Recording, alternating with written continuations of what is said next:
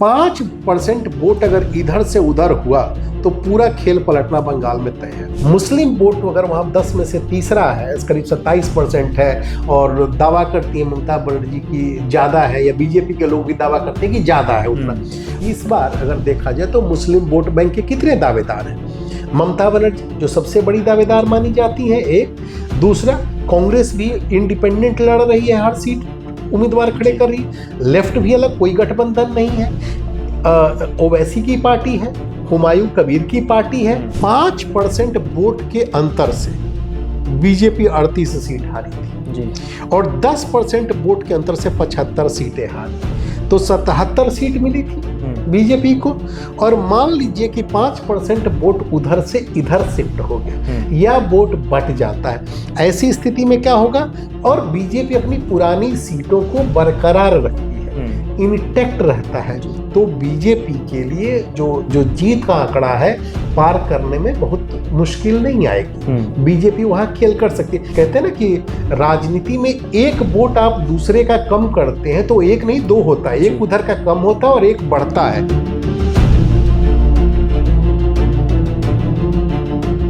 नमस्ते, UP talk में आपका फिर से स्वागत है। मेरा नाम नरेश कोश्यारी है। अगले महीने भारत के 4 राज्य पश्चिम बंगाल, केरल, असम और तमिलनाडु में चुनाव होने हैं, और इसके अलावा एक केंद्र शासित प्रदेश पांडिचेरी में भी विधानसभा चुनाव होंगे। लेकिन इन सब में जो पश्चिम बंगाल का चुनाव है वो सबसे अलग नजर आ रहा है।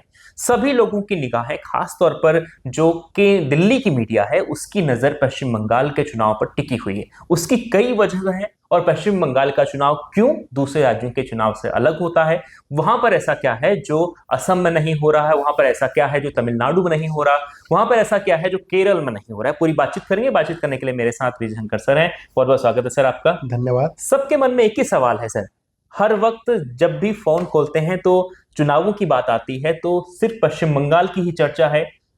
नेशनल मीडिया से लेकर स्टेट मीडिया भी लगातार पश्चिम बंगाल की जो है वो बहुत जम के कवर कर रही है, और नेशनल मीडिया का बहुत ज्यादा इंटरेस्ट पश्चिम बंगाल पर है, बाकी 3 राज्यों को छोड़कर। ऐसा क्यों? देखिए, बंगाल इसलिए ज्यादा चर्चा में है जी, क्योंकि ममता बनर्जी बहुत ही एग्रेसिव तरीके से बीजेपी की नीतियों का, बीजेपी सरकार का विरोध कर रही है। और बंगाल अगर 2014 में जब नरेंद्र मोदी सत्ता में आए, उसके बाद से बीजेपी के टॉप एजेंडे में आ गया। और बंगाल को जीतने के लिए बीजेपी ने जिस तरह से कोशिश की है और जिस तरह से बीजेपी वहां बढ़ी है पिछले 10 साल में, वो भी अपने आप में बहुत ही हैरान कर देने वाला है। तो मुस्लिम असदुद्दीन ओवैसी भी वहां कोशिश कर रहे हैं चुनाव लोगों, गठबंधन भी किया उन्होंने कुछ दिन पहले एक पार्टी के साथ। तो क्या लेकिन ममता बनर्जी का जो एक तरीके से मुसलमानों में एक पैठ है उनकी, वो कहते हैं कि उनकी जड़ें बहुत गहरी हैं, उसे आसानी से उनको उखाड़ने में बहुत टाइम लगेगा। देखिए क्या है ना कि बंगाल में करीब हर तीसरा वोटर जो है ना मुस्लिम समुदाय से आता है। और ये माना जाता है क्या कि जब से ममता को पावर में लाने में भी मुस्लिम वोट का बड़ा हाथ रहा, और हर चुनाव दर चुनाव जो हुए हैं उसके बाद ममता मजबूत ही हुई, उनकी सीटें कम नहीं हुई हैं। उसके बाद से अगर आप देखिए तो जो जो जो जिन विधानसभा क्षेत्रों में 25% से ज्यादा मुस्लिम आबादी है, उसमें से 80% पर टीएमसी उम्मीदवार चुनाव जीते हुए हैं। उसी तरह से अगर देखा जाए तो जो मुस्लिम वोट है उसमें मतलब ममता बनर्जी जिस तरह से खुल के अपनी बातें भी कहती हैं, रखती हैं, करीब 100 से 110 ऐसी सीटें जो मुस्लिम बहुल मानी जाती है। मैं एक छोटा सा आंकड़ा में एक स्टडी जब आपने कहा तो उसके बाद से मैं देख रहा था कि जैसे मुर्शिदाबाद को लीजिए, वहां की आबादी में 66% मुस्लिम है, और वहीं पर वायलेंस भी बहुत ज्यादा है। और कुल 20 सीटें उसमें से 18 पर टीएमसी के उम्मीदवार जीते हुए हैं और 2 पर बीजेपी। मालदा 51% मुस्लिम वोटर है, 12 सीटें हैं, 8 टीएमसी के खाते में है, 4 बीजेपी के। उत्तर दिनाजपुर 50% मुस्लिम है, 9 सीटें हैं, 7 टीएमसी के खाते में है, 2 बीजेपी के खाते में। बीरभूम 37% मुस्लिम है, 11 सीटें हैं, 10 टीएमसी के खाते में है, 1 बीजेपी के खाते में।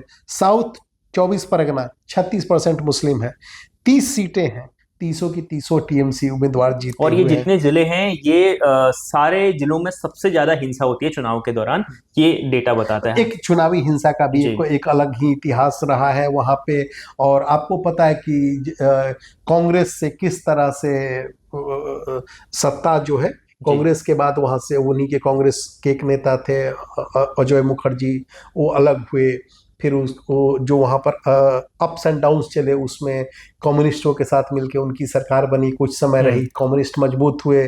फिर वो ज्योति बसु मुख्यमंत्री बने, मैंने बिल्कुल मैंने वामपंथी मोर्चे की सरकार बनी।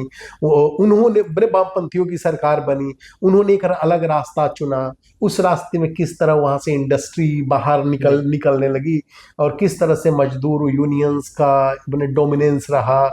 फिर उसके बाद जब तक ये महसूस हुआ कि बंगाल पिछड़ रहा है, एक दूसरे तरह की बदलाव की जरूरत है, तब तक देर हो चुकी थी।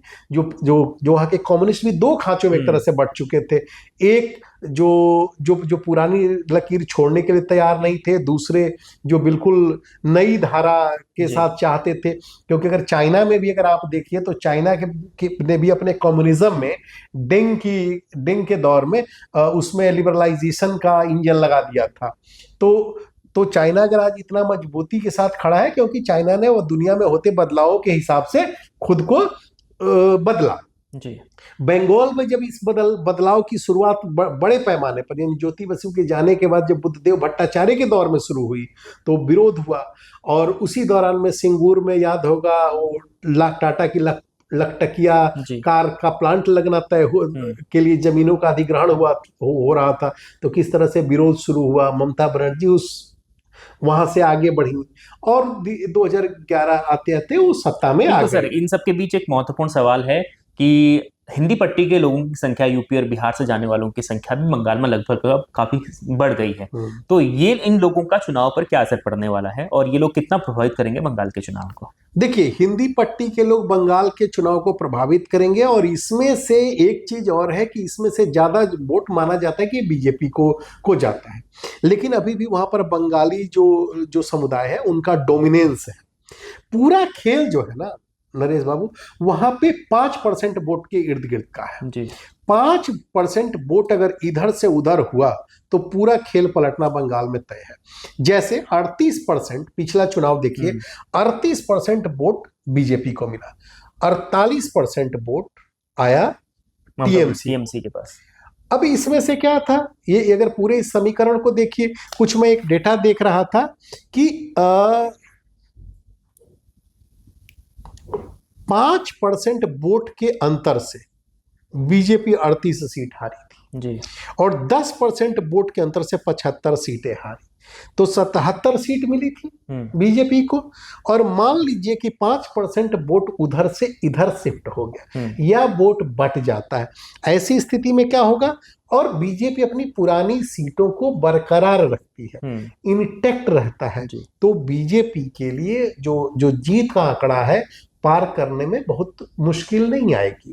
बीजेपी वहां खेल कर सकती है। लेकिन कहते हैं ना कि राजनीति में एक वोट आप दूसरे का कम करते हैं तो एक नहीं दो होता है, एक उधर का कम होता है और एक बढ़ता है। तो इस लिहाज से जो सबसे बड़ा वोट बैंक जिसकी हम लोग बात कर रहे थे, मुस्लिम वोट अगर वहां 10 में से तीसरा है, करीब 27% है, और दावा करती है ममता बनर्जी की ज्यादा है, या बीजेपी के लोग भी दावा करते हैं कि ज्यादा है उतना। मान लीजिए कि इस बार अगर देखा जाए तो मुस्लिम वोट बैंक के कितने दावेदार हैं? ममता बनर्जी जो सबसे बड़ी दावेदार मानी जाती है, एक। दूसरा, कांग्रेस भी इंडिपेंडेंट लड़ रही है, हर सीट उम्मीदवार खड़े कर रही, लेफ्ट भी अलग, कोई गठबंधन नहीं है। ओवैसी की पार्टी है, हुमायूं कबीर की पार्टी है। तो अगर मुस्लिम वोट मान लीजिए कि एक पॉकेट में या किसी भी क्षेत्र में बढ़ जाता है, कई हिस्सों में एकजुट नहीं रहता है या कुछ हिस्सा भी छिटकता है, तो जो कम मार्जिन वाली सीटें हैं वहां तो संकट पैदा हो सकता है। तो कहने का मतलब यह है कि बंगाल का चुनाव बिल्कुल T20 मैच के आखिरी ओवर की तरह है, जहां किसी भी बॉल पे कुछ भी हो सकता है। तो अगर कुछ वोट, अगर मान लीजिए बीजेपी सेम पेस को बनाए रखती है, या बीजेपी जिस तरह से सोच रही है कि एंटी इनकम्बेंसी काम करेगा, बीजेपी को लग रहा है कि बंगाल के लोग बदलाव चाहते हैं, महिलाओं ने और युवाओं ने वोट कर दिया बीजेपी को, ऐसी स्थिति में क्या होगा, अगर 5 से 7% वोट उधर से इधर खिसक जाता है, या कांग्रेस और लेफ्ट ममता बनर्जी का वोट काट लेती हैं, या मुस्लिम वोट में कांग्रेस, लेफ्ट और AIM और हुमायूं कबीर की पार्टी सेंधमारी कर देती है, तो ये समीकरण बदल सकता है। लेकिन ये भी हो सकता है, जो दावा कर रहे हैं कुछ लोग, कि SIR की वजह से जिन लोगों का वोट कटा है या नाम नहीं है, वो हो सकता है कि उस मुद्दे पर बंगाल का एक बड़ा वोट बैंक पूरी तरह इंटैक्ट हो जाए और पहले की तुलना में ज्यादा इंटैक्ट हो जाए। तो ऐसे में अभी कहना मुश्किल है कि बंगाल के लोगों के मन में क्या चल रहा है, क्योंकि आखिरी वक्त फैसला तो पब्लिक को करना है, लोगों को करना है। अगर लोगों ने बंगाली अस्मिता, अगर ममता बनर्जी ये मैसेज देने में कामयाब हो गई बंगाल के लोगों को कि बीजेपी आएगी तो अपनी मर्जी थोप देगी, तो हो सकता है इसका उनको फायदा मिल जाए। क्योंकि बंगाली अस्मिता तो बड़ी, आप देखिए, 2 बंगाली मिलेंगे, वो हिंदी और अंग्रेजी में बात करते आपको नहीं दिखेंगे, वो बंगाली में बात करते मिलेंगे। 2 बंगाली मिलेंगे, वो माछू भात की बात करेंगे, रसगुल्ला की बात करेंगे, चमचम की बात करेंगे, आपके उस हिसाब से। तो ये बंगाल की एक विरासत है कि वो अपने मिजाज से जीते हैं, अपने तरीके से जीते हैं, और ये भी मंथन कर रहा है आज का बंगाल के युवा कि हम पिछड़े हैं तो क्यों पिछड़े हैं। तो अब ये देखना है कि सिलेक्शन में कौन किस मुद्दे को, कहते हैं ना कि आखिरी वक्त तक हवा दे करके ले जाता है और उसके आधार पर अपनी लहर बना लेता है। बिल्कुल। तो देखिए, बंगाल में जो है ममता बनर्जी की तैयारी जो है वो सबसे अलग है, क्योंकि सारे लोग बातचीत जिस तरीके से करते हैं कि बीजेपी किसी भी दूसरी पार्टी की सरकार को ज्यादा वक्त तक टिके नहीं देती, लेकिन ममता बनर्जी जो है वो लंबे समय से टिकी हुई है, एक फाइटर की छवि के साथ। ममता बनर्जी ने अपनी फाइटर की छवि वहां पर बड़ी बात है कि इस बार ममता बनर्जी ने फ्रीबीज को लेकर जो बातचीत वो लगातार कह रही हैं, जो वो महिलाओं को बिल्कुल फ्रीबीज का उन्होंने दोनों को साधने की कोशिश की है, महिलाओं को भी और बेरोजगार युवाओं को भी। बिल्कुल, तो ये भी एक बड़ा फायदा ये चुनाव में हो सकता है, इस प्रकार का भी। लेकिन ममता बनर्जी के साथ एक देखिए ड्रॉबैक भी है, बीजेपी भ्रष्टाचार के मुद्दे पर उन पर लगातार अटैक कर रही है। अमित शाह जी ने चार्जशीट भी वहां पर दाखिल किया, मतलब कि किया कि ये ममता सरकार की यहाँ नाकामियां हैं। तो अगर आप इसको देखें तो वहां भी ममता बनर्जी के लिए थोड़ा डिफेंड करना खुद को मुश्किल हो रहा है, क्योंकि उनकी निजी छवि तो ठीक है कि वो सिंपल, जैसे उनके रहन सहन पहनावे में, तौर तरीके में कोई अंतर नहीं आया, लेकिन उनके सरकार पर उनके दौर में बहुत से भ्रष्टाचार घोटाले भी सामने आए, जिसकी आंच उनके कई मंत्रियों तक गई, कईयों को जेल में भी रातें। लेकिन अब देखना होगा सर कि ये तमाम मुद्दे हैं जो इस चुनाव में कितने प्रभावी होते हैं, क्योंकि चुनाव अब नजदीक है, ज्यादा वक्त नहीं है, अगले महीने आपको तस्वीर साफ हो जाएगी। अगला महीने आने में सिर्फ अब 1 दिन का वक्त बचा हुआ है, उसके बाद आप बंगाल के चुनाव को बहुत करीब से देखेंगे और वहां पर भारतीय जनता पार्टी से किस प्रकार से फाइट करती है ममता बनर्जी की TMC, ये देखना बड़ा दिलचस्प होगा। और साथ ही जो 3 राज्य हैं वहां पर भी, खासतौर पर असम में भी भारतीय जनता पार्टी और कांग्रेस के बीच में और वहां की जो क्षेत्रीय पार्टियां हैं खूब फाइट देखने को मिली। लेकिन बंगाल का चुनाव कुछ और है, थोड़ा सा अलग है। और अगर आप बंगाल के हमारे दर्शक हैं या फिर आप यूपी और बिहार के हैं, अगर बंगाल की राजनीति में अगर आप दिलचस्पी रखते हैं, तो आपको क्या लगता है कि बंगाल में कौन सी पार्टी चुनाव जीत सकती है, भारतीय जनता पार्टी या फिर TMC? कमेंट कर जरूर बताएं और रोजाना हमारे साथ बने रहने के आपका बहुत बहुत शुक्रिया।